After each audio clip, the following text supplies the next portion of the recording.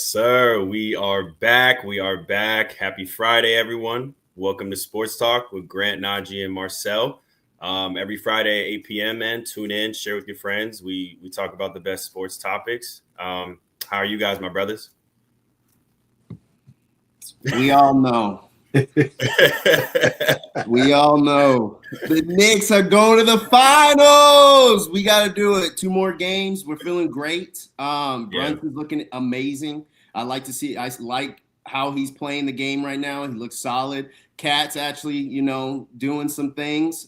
Bridges looks like he's back from whatever, slump he was in. But man, the Knicks, we're going to the finals.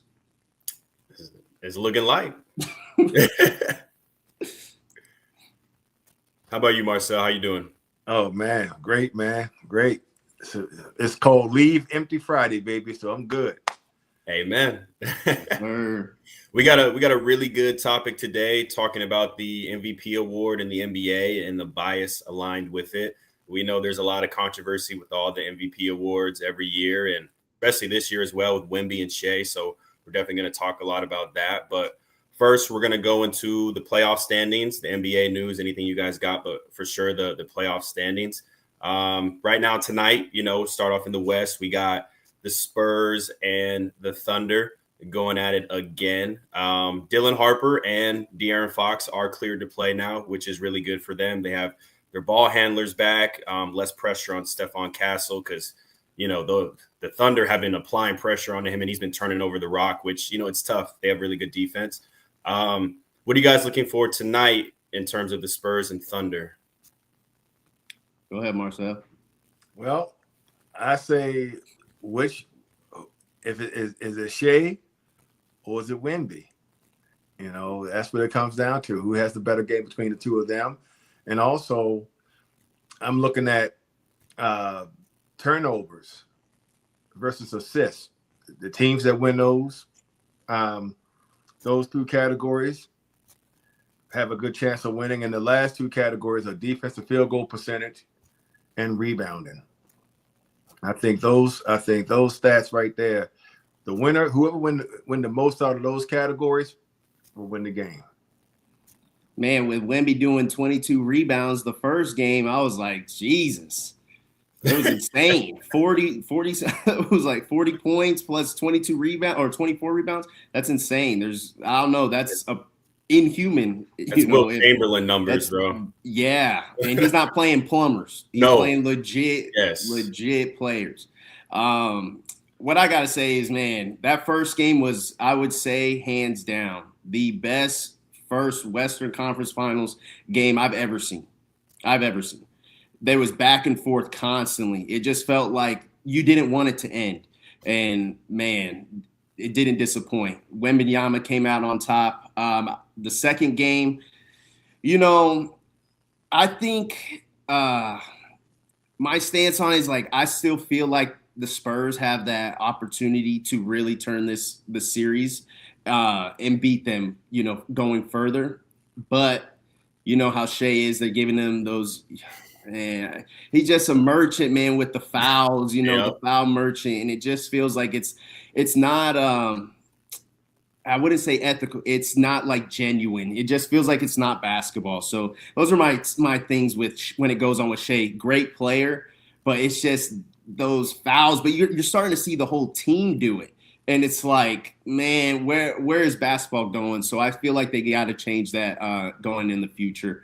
But I still got the Spurs winning this whole thing. I think the Knicks and the Spurs would be a great finale because, to be honest, if the Thunder win, the Knicks ain't winning the finals. Yeah, no, they're not winning the finals. No. But yeah, Najee, you're right. It's not just Shea. Like, you also see like how when they're playing defense, the refs kind of just let them do what they want a lot of times. Like, they're grabbing Wembanyama, they're shoving people. Lou Dort is sometimes playing football, like he's shoulder sucking people. Like, it's crazy. And you think it's like, does the NBA, like, are they just letting Vegas dictate some of these games? Like, literally, they're just letting them go.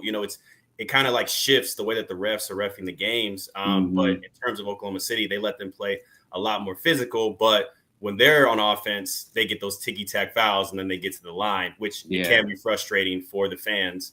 unfortunately. But for me, I'm looking at Chet Holmgren in this matchup. I think that with him, he's got to take the challenge, man. Like, he was the number 2 overall pick.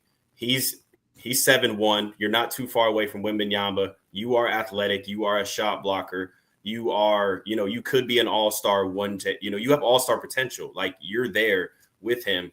If he takes the initiative to, take that matchup head on with Wembanyama, obviously he's not going to stop him, but you're the only guy on that team. You can't have Alex Caruso guarding him. Like, come on, Alex Caruso is 6'5". Like, why are we having guards on a 7'5" guy? He's a foot taller than him. That's ridiculous. You have to go to your coach. Even if the coach is doing, you just got to take the initiative. And even on the switches, there's no reason Caruso should ever be close to Wembanyama. Like, it's just not.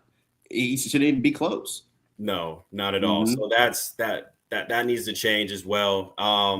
It's unfortunate that Jalen Williams for the Thunder is, he's having that hamstring issue again. That's why a lot of people were saying with Luka, like with hamstrings, you don't want to rush that back. Like an injury like that flares and comes back. And that's why the Rockets that year with Chris Paul, they didn't win the champ. I feel like they would have won that championship that year against the Warriors when James Harden was going crazy, the hamstring. So, for the Thunder, obviously I believe they're going to lean on their depth a lot, which they can do. They go 12, 13 deep. And if Chet Holmgren takes the initiative, I think that they'll win this series for sure. But like you said, San Antonio, if they're getting Dylan Harper back, they're getting De'Aaron Fox back, that could make things interesting. I think it's going to be a 7-game series for sure.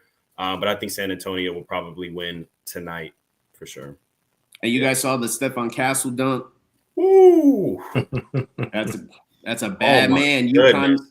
UConn alum. Hey. I was looking like some Westbrook, D Rose type of just prime get out of my way. D Rose, yes. Get out of the way, Harkenstein. Yeah. Yes. 100%. Yeah, that kid's special for sure. But yeah, great Western Conference Finals for sure to look forward to. And then, we go to the East with the Cavs and the Knicks. 2 very talented teams as well. But, the Cavs had some issues coaching wise in the first game, being up 20 plus. And you just don't blow a lead like that in the playoffs. Like you just don't, you have the game pretty much in control and you just, falter. But I think that the way that the Knicks are going, it just feels like the Knicks believe, man. Like they all believe, they're all locked in. Their defense is locked in. Mikal Bridges is playing better. I do believe that the Knicks will win this series, but Cleveland will win a game or two. I believe that. What about you? I think so too. Yeah. I know we can't let it get to game 6 or 7. I know that for a fact. Donovan Mitchell, as the games progress, he gets better and better and better. And then they stop thinking about giving Harden the ball at any, stop giving that man the ball. He don't know what to do with it. This dude is a turnover machine and don't know what to do with it. So it's just going to be really hard. They need to get on them tomorrow. They need to win that game. That's a must win tomorrow, because if they don't, I can see it going 2-2, and then they might get that third win maybe, but it's just going to be very hard. But I still got the Knicks in 5. Knicks in 5. How about you, Marsell? Man, it's a game of adjustments. Okay. And in game 1, I don't know how many possessions it was that whoever James Harden was guarding, they scored. Mm-hmm. Right. And, at some point you got to make an adjustment. You got a 22-point lead and you lose the game. You don't use timeouts. You don't switch. You don't get him off of Brunson, right? Brunson, Yeah. And I think that game took a lot out of them. Keep in mind now, didn't they go 7 games in both series before that, the previous 2 series? Cleveland. Yeah, didn't they go 7 games in both series before that? Mm. Man, I don't know if they're fatigued. I don't know. I'm not saying they are. I'm not making excuses for them. But when you go 7-7 and you and those are grind them out series. Yeah. At some point, man, you know, your legs gonna fail you. You know. Yeah, for sure. And game 3 is a must win for them. You know, but I predict the Knicks going in there and doing what they did against Philadelphia, and putting their foot on their neck, man. And you know, you can't. You know, a lion does not play with its food, right? No doubt. You know, the players when they're hunting, when they get ready, it's time to eat, they getting down, they grubbing. The Knicks are the lion right now.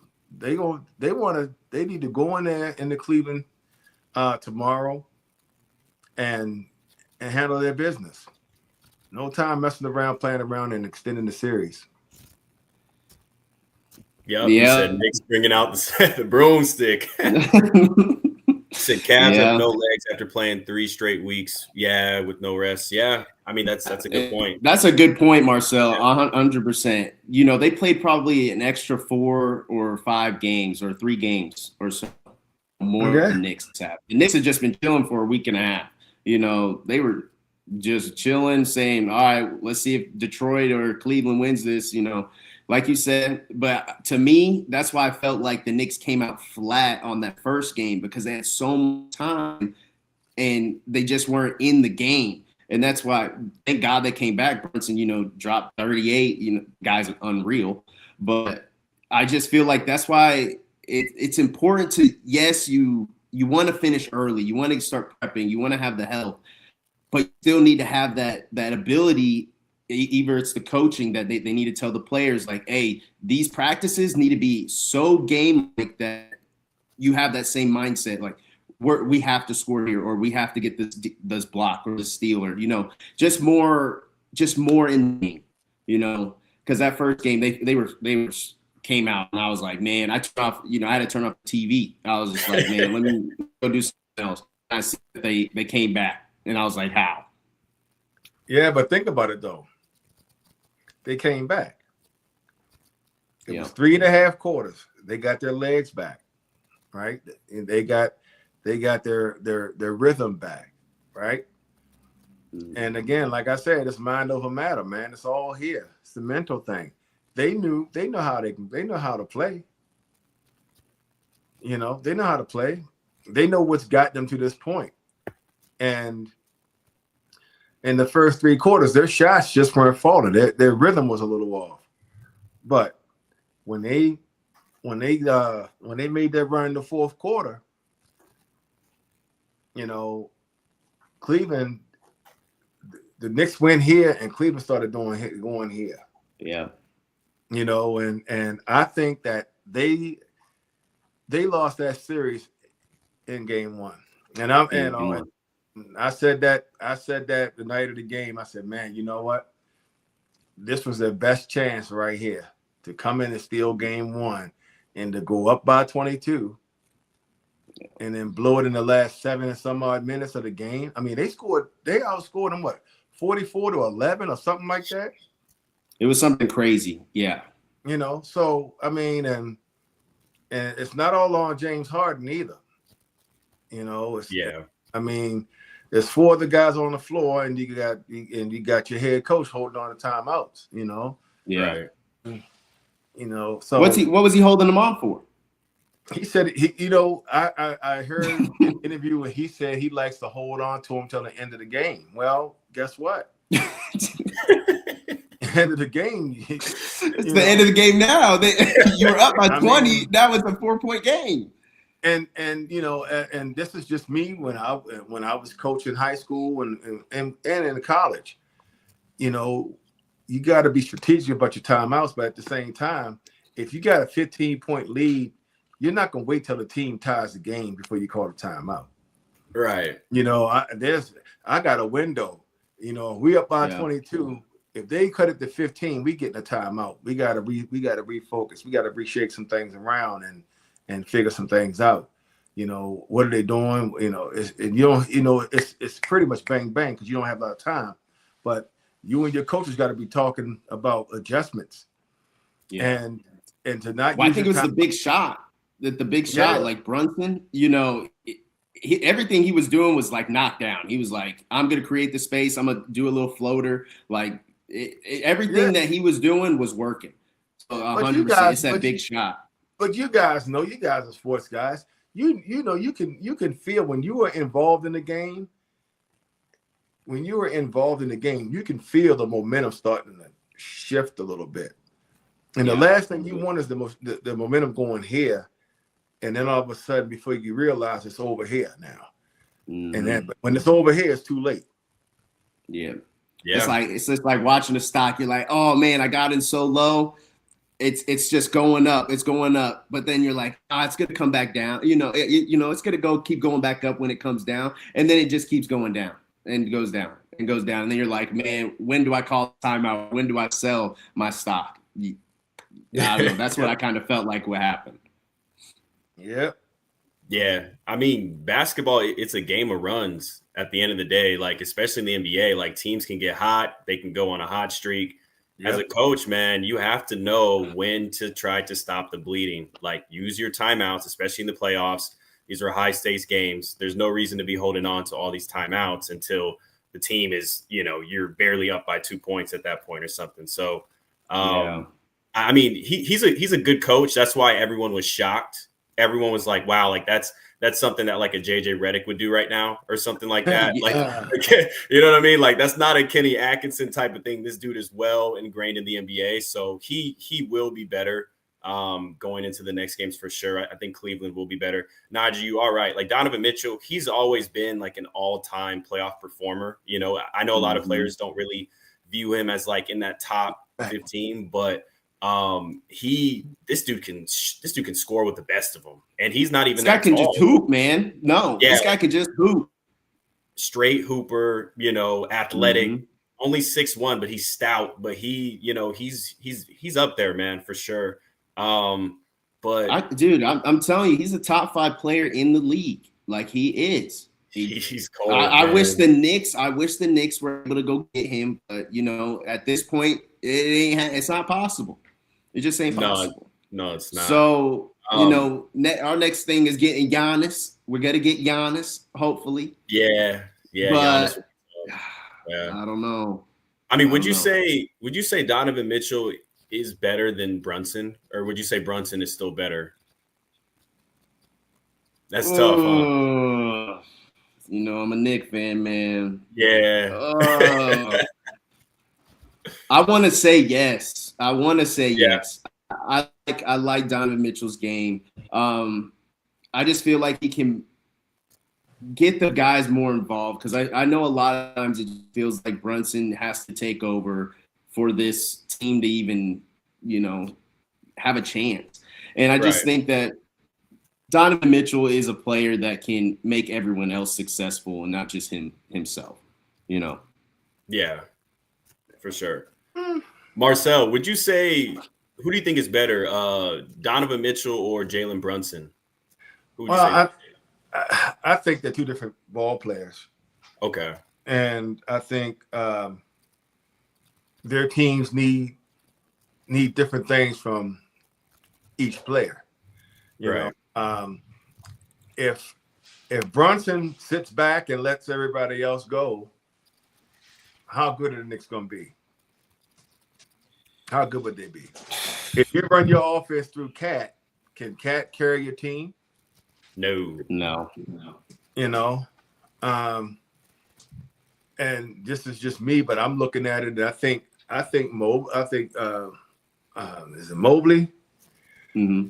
Yeah. I think Mobley can give you a little more. If you get him going on offense, he's gonna play harder for you on defense. Sure. And I think Brunson's a lead guard where Mitchell's a 2. Remember, Harden is their point guard. So I say they're two different ball players, 2 different types. James Harden. Yeah. Hey, I'm with you, man. Oh man. Yeah. Your past predicts your future. Man, well, let me ask Marsell. Hold on. Let me ask Marsell. Go ahead. Would you rather have Brunson or Donovan Mitchell? What would you rather have? Depends on what my team To is. build your team around. To build your team around. To build my team around, I would go with Brunson. And I'm gonna tell you why I say this. Remember, who did the Cavs trade to get James Harden?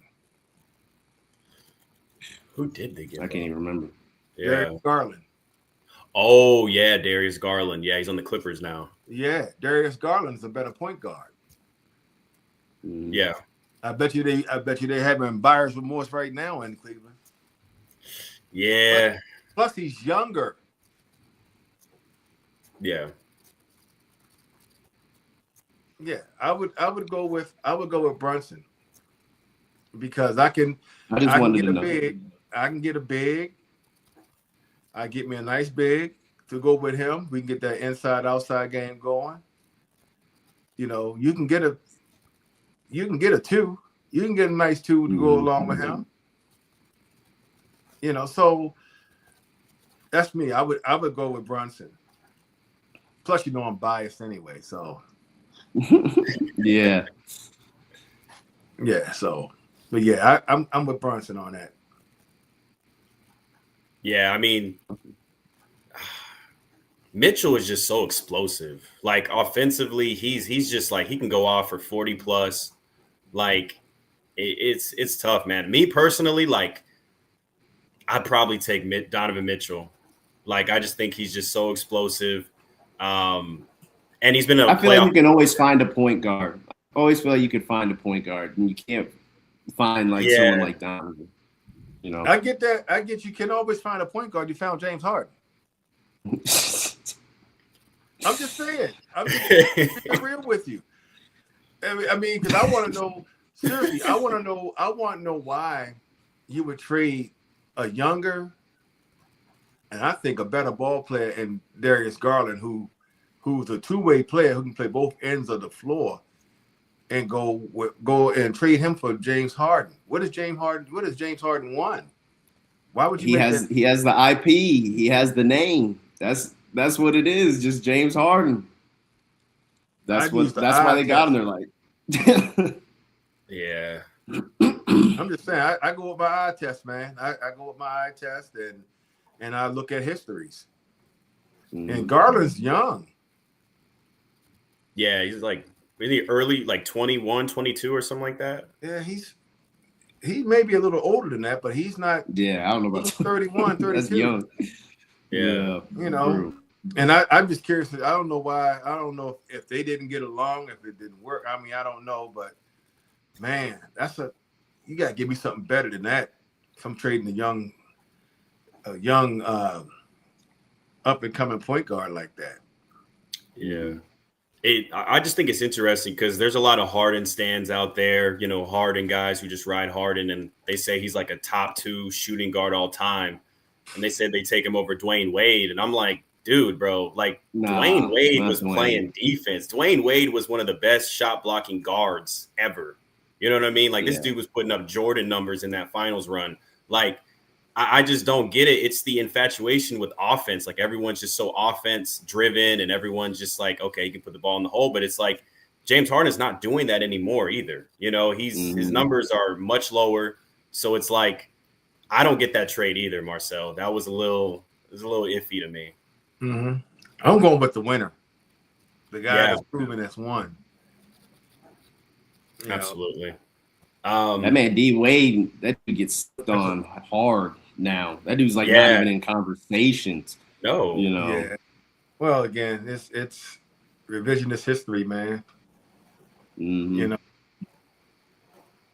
But anyway, I mean, Cavs and Knicks. It's going to be another great series. You know, we got some Knicks fans in here. Hopefully the Knicks go out. It's looking like the Knicks will get it. So we will see what happens there. But now for me, you know, I really wanted to talk about, you know, the MVP award, because there's always discussions about it each year about, did this guy get robbed? Is this voter fatigue? You know, there's all different types of things. And, you know, for me personally, I think a lot of the years the best player doesn't always win the award. Like, I think there's more to it, which is unfortunate, right? Because usually you think MVP, best player in the league. So as far as Wembanyama and Shea, do you guys think that Shea deserved the award this year? Nope. I don't. But I feel like it. But I feel like it's a thing that the NBA is like realizing. They're like, dude, this dude Wembanyama is going to be the stuff, like the face of the NBA for countless years.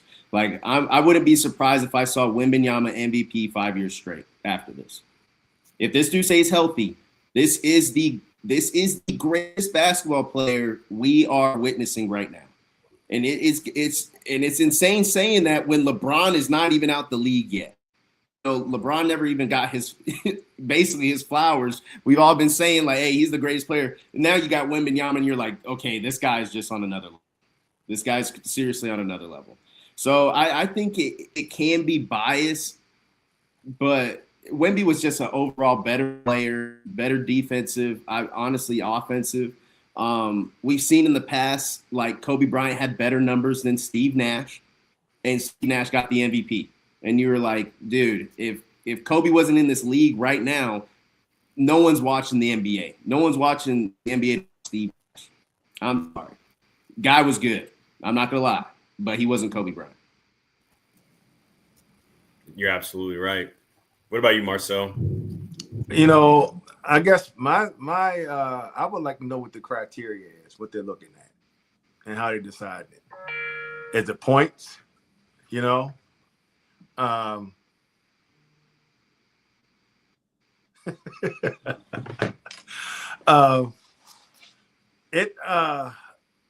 if it's points, yeah, Shea gets it. But who had the better year, basketball player wise? Because now, and here's the other thing. Are they looking more towards the offense? Because you know you got your MVP, but then you got your Defensive Player of the Year award, right? You got your Most Improved, so on and so forth. But from where I'm sitting at, that kid had a better year, as a basketball player, you know. And I also know years past where you guys were talking about somebody want to be over this cat right here or whatever. Well, the next year, a great example, Joel Embiid, when he won his, right? I think, who was it? Was it Giannis or the Joker that won it before him? And then he came back. It was Jokic. Okay, so Jokic won it first. Then Embiid, who had a really good year, didn't win it. But the next year, he won it. So it's kind of like they like, well, you know what? I'm going to give it to this cat right here this year. But next year, he's my guy. But that doesn't. But Shea won it last year, though. No, I know. But what I'm saying, though, is that's why my earlier question was, what is the criteria? The voters, why is he the MVP over a guy that had that? Now, was he the Defensive Player of the Year? Yeah, Wembanyama, they just announced he won it, Defensive Player of the Year. Okay, so you look at what he did. Look at his body of work for this season. Okay. Yeah, he didn't score 30 points a game, but look at what he did on the other end of the on the other end of the floor. You know, he impacted both ends of the floor.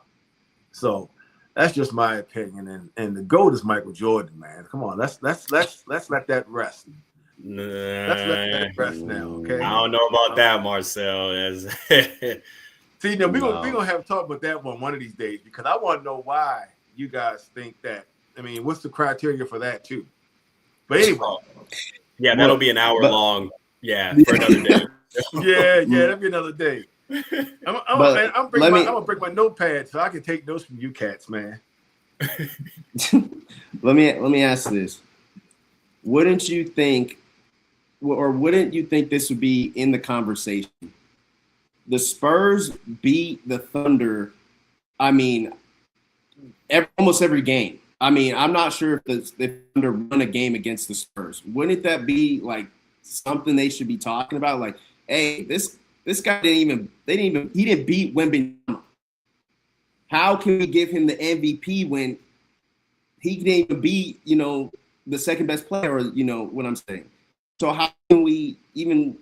I feel like that should matter. Like they couldn't even beat them. So how can you not give it to the guy? I would say it was pretty close, but I feel like Wembanyama like definitely should have gotten that award.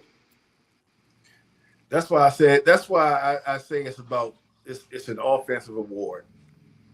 He scored the most points. He had the highest points per game average.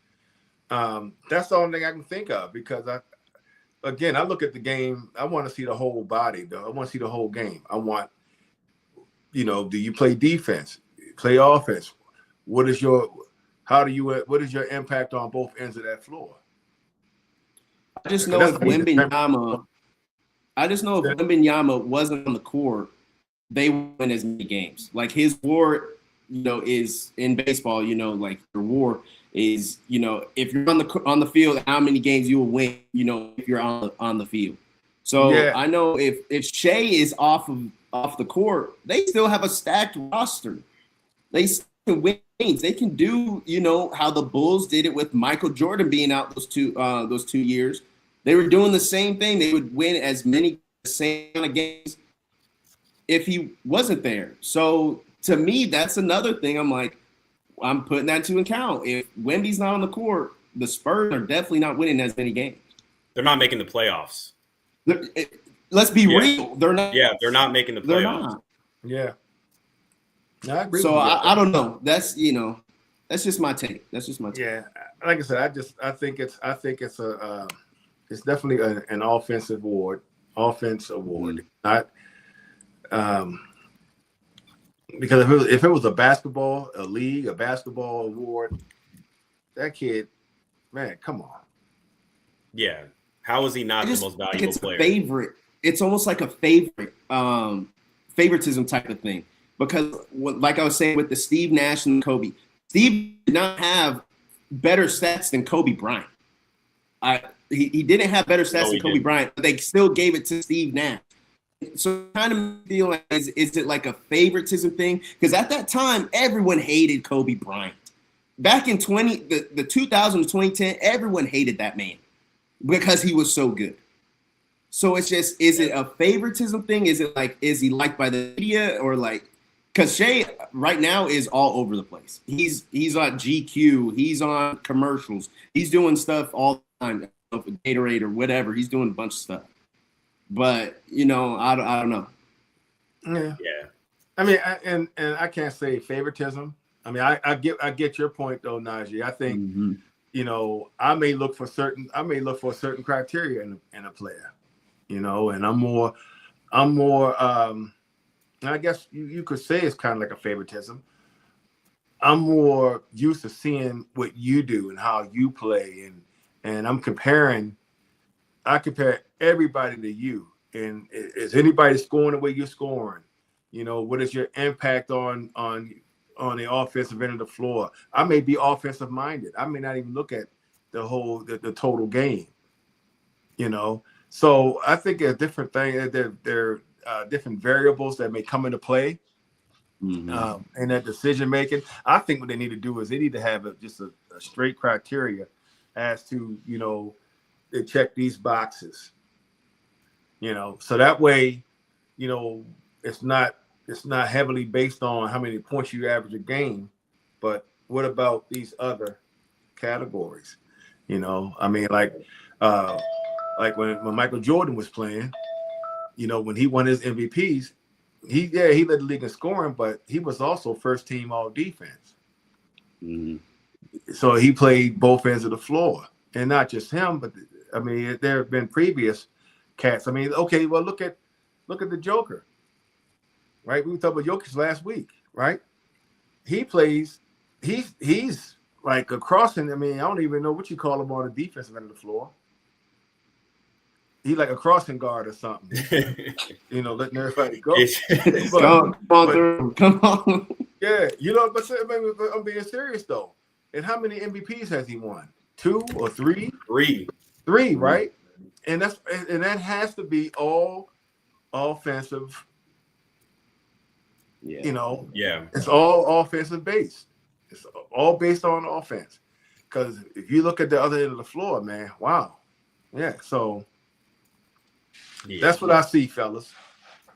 Yeah, it's definitely not the best player winning that award a lot of the years. But I also got a list of like the voters because I was curious about who is actually voting for all of these MVP awards, and there's a lot of red flags because there's beat writers, there's some reporters, there's radio hosts, there's like TV analysts. That's like Kendrick Perkins. That guy, he just be talking clickbait stuff. Like, come on, bro. Like, a lot of these people on this list, they don't watch every single game throughout the entirety of the regular season, like in depth. You know what I mean? Like a lot of these guys, they're all like, oh, I got this segment tomorrow. I'm gonna just watch the highlights and then I'm gonna go on TV and talk about it. Like, it's not a set of actual people who are in the locker room, who are watching these games at the games. So it's like the voters are you know what I'm saying? It's going to have biasm in it, unfortunately. Yeah. And you have Stephen A. Smith, who, you know what I mean? Like he's going to talk. He might not like a player. He doesn't like a lot of these players. So he's going to vote a different way for that. So it's tough, man. They got to change the way the voting system is. Maybe have some people, a set of people who they're peeled to the games, all regular season, right? That would be amazing. Yep. It's like how it's with the MLB when they do like the Hall of Fame votes. There are people that have never played the game. They've never played baseball, and they are doing the voting of who should be in the Hall of Fame because they're analysts. Like Barry, just like Barry Bonds. Barry Bonds should be in the Hall of Fame. All that stuff with the PDs, everything like that. He's still a Hall of Famer before he even did it. So, but you have analysts who are upset. But if you ask any other baseball player, like, yeah, Barry needs to be in the Hall of Fame because they know how hard it is to hit the ball. These guys don't know anything. They have no clue what it takes. The food, the nutrition, the workouts, everything that it takes to be a professional athlete. They have no clue. They're just on the outside looking. It's not. There's really no conversation to have. So you should always have people who are either in the you either do a vote, through, but there's bias in that too, I guess, but a vote through the NBA or previous NBA players, and they are the ones that are making those decisions. Guys who don't know basketball, well, they might know basketball, but they never played it or played it to a high level. It's just tomfoolery to me. It don't make sense. Yeah. If they could change up, the voting system in some way, it would definitely help out with a lot of these awards. Yeah. But you guys mentioned a little bit about like narrative bias, as well. Like, maybe a player's story heavily influences the voting. He carried an injured roster. He averaged a triple-double. That's what with Russell Westbrook. That's why the main reason why he got it that year. His team exceeded expectations.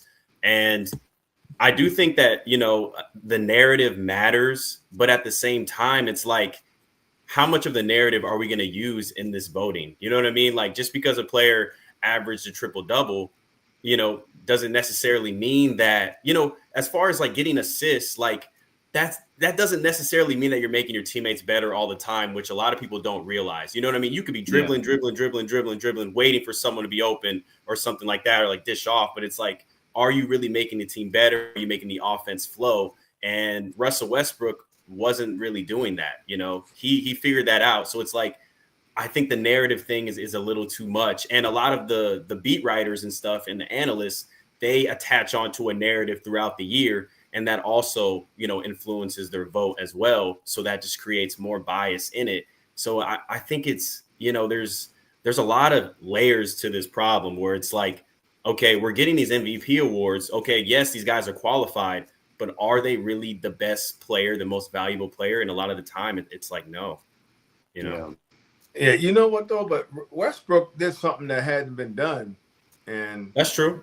And I don't know, 40 years since Yeah. Oscar Robertson.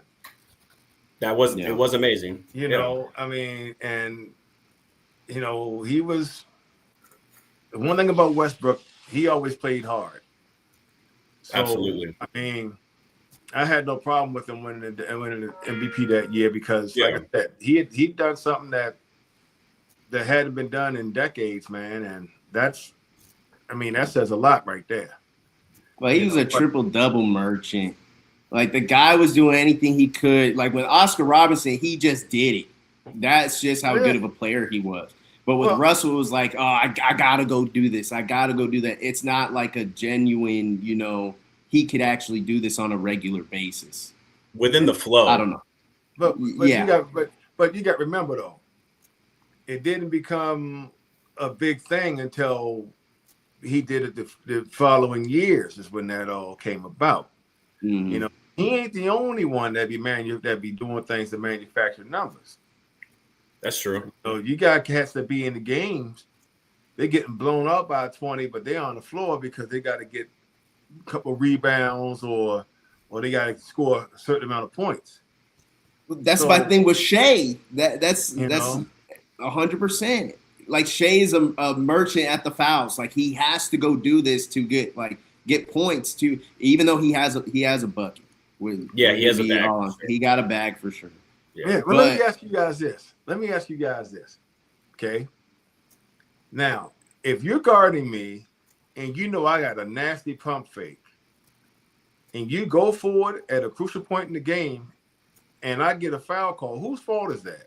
It's the defenders. Yeah. Yes, 100%. But we can't skip over that he literally will go into players when they're not even touching him. Like, he's trying to create something that's not actually happening. You know what? And I agree with that. But at the same time, I'm not defending Shea, but at the same time, what I want to make sure I put out there, look at all these 3-point shooters. Yeah. And they do the same thing. They'll pump fake and they want to get that foul, and they lean in or they put their leg out. Yeah. So I mean, I agree with what you're saying, Najee, but I just think that but also we got to look at not just single him out, but there are a lot of things I see during games that turn me off, you know, and it's not the players. No, it's the officials, because they're the ones that's blowing the whistle. They're making the calls because it's like, hold up, man, that's not even a foul. If you to me, a foul is if I knock you off your path, if I disrupt your path to the basket, or if you shoot the jump shot and I come in and I just hammer you. But if I'm going by you and I just brush your arm or brush your, come on, that's not a foul. Right. It's not a foul. I just don't see Wembanyama doing any of that stuff. So it's just like I just see him like up here. I hope he continues that. I think Shea is legit. Like, I'm not gonna lie, the guy is hands down if not the best player in the league. Like, the guy's legit. Every time like you need a knockdown two, he's got it for you. Oh, yeah. He'll create it. The mid-range game is elite. I've never seen, it almost kind of looks like Michael Jordan-esque, where he can get those tough shots hands and face, and it's a knockdown. Like, it's locked down. So, I don't know. That's just my thing. My thoughts on Shea. Yeah. Yeah, and like I said, and I get where you're coming from, and I mean, let's just watch the game. Watch the 3-point shooters. No, seriously, watch the 3-point shooters, man. Yeah. And close games, they do that stuff, man. They, and they get bailed out. I think it's a bailout, to be honest with you. That's just my opinion. It's a bailout. When the guy's playing good defense, it's like you're punishing a defense. Yeah. Adam Silver, man, he's got to have a discussion with the refs and that whole system about officiating going forward, because there's been a lot of complaining, by the fans. There's been a lot of complaining by teams as well. Rightfully so, though. I mean, it could create a bad brand of basketball that, when you're watching basketball in the early 2000s or even 2010s, 2011, 12, like, there wasn't foul baiting to the degree that it is now. And the brand of basketball was just so much better. Like, you had to go get it. You know, you weren't just going to the line 20 plus times. Like, you just see the younger generations doing it too now. Like any guy, you go to the AAU tournament, you're seeing these kids do exactly what Shai's doing, and they're getting the fouls. You know, but that's just what the game is right now. Yeah. But it's up to Adam Silver to change it if he thinks like it's getting a little bit too crazy. It is. Yeah. It's getting out of hand. You know, that's another topic as well. We could talk about that. But another thing I wanted to talk about was voter fatigue. You know, like, you know, a player starts winning multiple MVPs and then the voters are like, you know, maybe this guy played well enough too. We're going to give it to him because let's be honest, like Michael Jordan probably could have had more MVPs. LeBron James for sure could have had more MVPs. Kobe Bryant should have more than one MVP. Let's be real. So it's like, how do you guys feel about that? Like, it's kind of like, you know, it's kind of disingenuous to the guy who actually is the most valuable players. It's like, why do I get punished, you know, because of a narrative or because we don't want to seem biased when I'm the best guy in the league, but you're giving it to some other guy who's clearly not, you know? It's the politics, man. It's the politics in the game. It's if you're liked by people, if they are tired of that certain player, they're going to do anything and everything possible to not give him the recognition. Yeah. There's no way Kobe won, you know, 5 NBA finals and this guy has 1 MVP when he literally ran the NBA and was the face of the NBA for 10 plus years. Like, that doesn't make sense. That doesn't make sense. That to me, like them not letting Chris Paul join the Lakers, that to me was something that I was like, hey, you're going to let Miami do this, but you're not going to let just Chris Paul go to the Lakers. That to me, there shows some bias in like a narrative of like what they want is what's going to happen. I was glad he didn't go to the Lakers. Yeah, because he would have won like 3 other championships. And they didn't want that Michael Jordan. They were still riding on that Michael Jordan high. He's still riding on that Michael Jordan high, but nah, he's gone. He's dust in the wind. What kind of shoes y'all wear right now? Not Jordans. Not Jordan. Jordans, I guarantee you that. No. But you know what though? The reason why I didn't disagree with them not allowing that trade was because of how they got Pau Gasol. Yeah. Come on, man. There's some bad trades, but then there's some bad trades where you know something's up. And who was the GM that made that? Who were the GMs that made that trade for Pau Gasol? I don't know, but he must be a grandfather to Nico Harrison. Mitch Kupchak and Jerry West. Yeah. Oh, yeah. Yeah. So my point. So now you're picking up what I'm putting down, right? I'm just saying, man. Come on. Yeah. But no, Kobe deserved to have more than just one. Right. You know, that kid could flat out go. Yeah. I just think at the time they wanted super team, but they only wanted a super team that could compete with someone from the West. Because like the West is always so strong. And when they had that super team in Boston, they're like, all right, LeBron's like, I can't beat Boston. There's no way to beat Boston. At the time, having 3 guys against 1, there's no way. 4 Hall of Famers. And 4 Hall of Famers. Rondo, Garnett, Pierce, Ray Allen. I mean, shoot, they even had Big Baby Davis on the team. Yes. And, he was somewhat solid. That's what I'm saying. They had a complete core. So I understand, like, LeBron's like, you know what? I'm going to go to the Heat, and we're about to have a super team with Chris Bosh and Dwayne Wade. I don't know. It all comes down to management.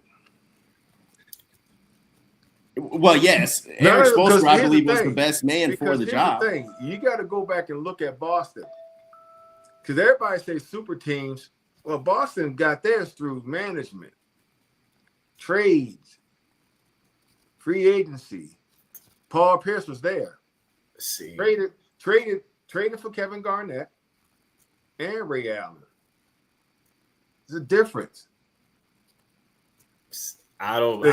I don't know though. I don't know. Do your research. You'll see it. No, but like I disagree on like the fact that it's a super team because of the way it happened. Like Oklahoma City, like, you know what I mean? Like it whether it's through trade, free agency, people coming to your team, if your team is like that, if your team has multiple plus Hall of Famers. No, you're right. I'm now pick up now. Hear what I'm saying to you though. Okay. Now, yeah, that was a super team, but that was done via GMs. Yeah. Right. LeBron has been on player empowered teams where they get together and they figure out a destination and they go play. That's what the big discrepancy was with when they start talking about super teams, because then everybody got mad at KD when he went to Oklahoma, went to Golden State. Yeah. Right. That was crazy. And then when you got Harden, Kyrie, and KD, player empowerment. Yeah. You know, so that's all I'm saying. And if you look at all the super teams, how many of them won championships? I mean, Boston was winning. They won one. Miami won. They won two. I mean, the super team I felt like the super team stopped once Brooklyn did what they did with KD, Harden, Kyrie were on the team, and they didn't even have them on the court for I don't even think 20 games. And did they win anything? Of course not. They were all hurt. Well, and you know what else? And the management, but and management, but also you bring these three guys in, you can't afford to put a team around those guys because they make some money. So yeah, management. That's poor management. And look, and where are they right now? I don't know. Exactly. You know where they are right now? They downtown. They downtown, getting ready to go watch the Knicks. Knicks play. You know what I'm saying? Right. Yeah. They put on disguises to go watch the Knicks play. No joke. No joke. You know. I don't know. I think there was a time for the super team, and then it kind of just phased out. Because the contracts started getting kind of ridiculous, for sure. Mm-hmm. But yeah, I see your point. I would. And plus, guys aren't willing to take pay cuts now. No. You know, why am I going to take $5 million to go play with you? Yeah. You know. Well, what do you think about like them deferring money, like them telling, yeah, okay, cool. Give me $10 million right now, like how Shohei Ohtani's doing it with the Dodgers. Guy has a contract worth $700 million, but he said, "Hey, just give me $2 million a year, and then you guys pay me back later." What do you think about that? Getting that into the NBA, because then you can really make super teams. I guess my question would be, can you see today's athlete saying that? Shohei Ohtani is today's athlete. No, and he said, my bad. Let me rephrase that. Can you see today's basketball players doing it? Nah. That part, but everybody's contract. You literally have bums on teams like we'll just say like AJ Mitchell, right, for the Thunder. That guy is super good, but he's only getting $3 million. But I know AJ Mitchell is better than half of the guys on that bench, if not on the starting roster, and he's getting $3 million. That means the other guys are getting like $15, $20 million. These guys in the NBA get big checks. You know why he only get $3 million, right? What's this? Second year? Second round player. Yeah, but I'm saying for he should have been in LA. Yeah, but they chose somebody else instead. That's all I'm gonna leave it right there. It always comes back to LA. He was a 38th pick. Yeah. In that draft. Yeah. All comes back down to management. But I just think if LeBron wanted to go win a championship, but I can't say he's wrong for wanting to get the money either. You know what I mean?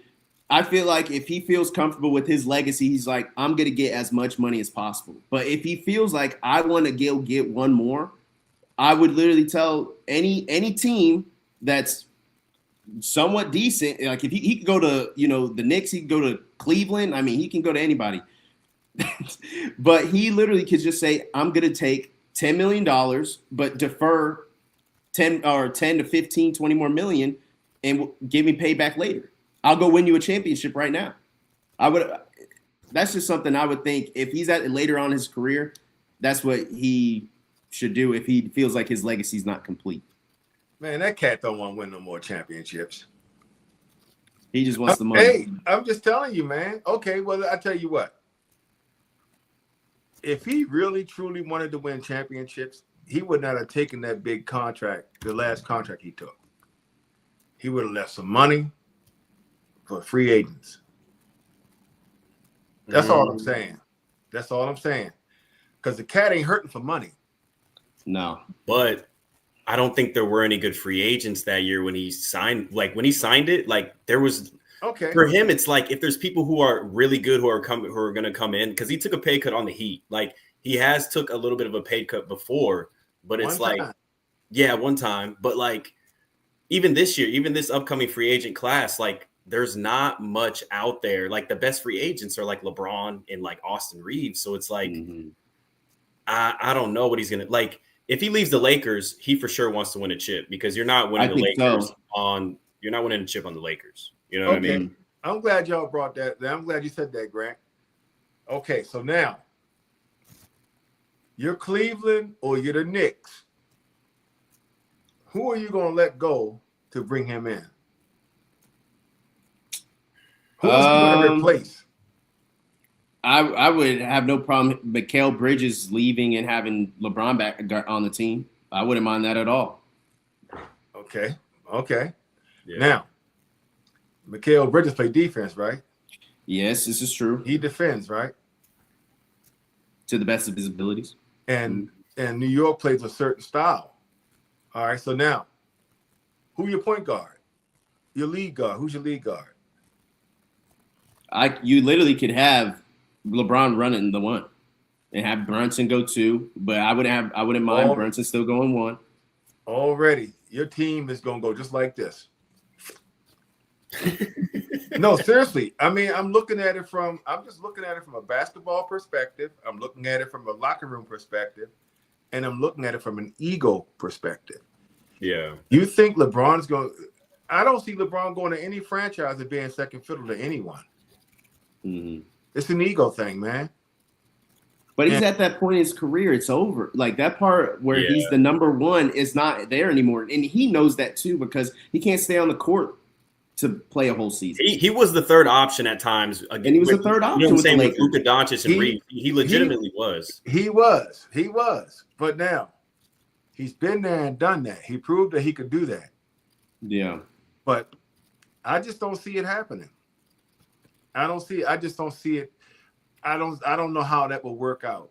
Let's put it that way. Would your team now? Let's say you guys get to the finals and you fall short. Is LeBron that one piece that's gonna put your team over the top? I don't think so.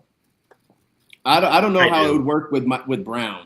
You know, Brown was already with him twice. On the Lakers. Yeah, with the Lakers. I don't know how that would work out. And with the Cavs. And with the Cavs, yes. I don't know how that would work out, but I still think that veteran presence of LeBron being on your team, and in Madison Square Garden, I'm telling you, the seats are sold out. It's packed. Yeah. I mean, the Knicks are making money. That's why I'm talking about deferring the money, because just like with the Dodgers, they know they have Shohei. Now they have a community. The Japanese community is going to come to the games. Everybody wants to go see the best player. More money's coming to the brand. So to me, if the Knicks fall short, hey, let's maybe go get LeBron. But it has to be the right money, though. You know, LeBron can't get $50 million. We can't. That just can't happen. We gonna see. Right, like that just can't happen. He's not that player anymore to get that per year. That's just not. The Knicks won't get outworked, but they might get out talented. And LeBron could add on to that. I mean, he averaged 24, 7, and 7. I mean, come on, like this guy's 40 something. He's still like that, man. Offensively, baby. Offensively. Hey, it ain't football where he get to play offense and take a breather on defense. I'm just saying, No, man. he's not a Luka Doncic. He ain't a Luka anymore. Like, he can still play some defense. He's just not a matador, man.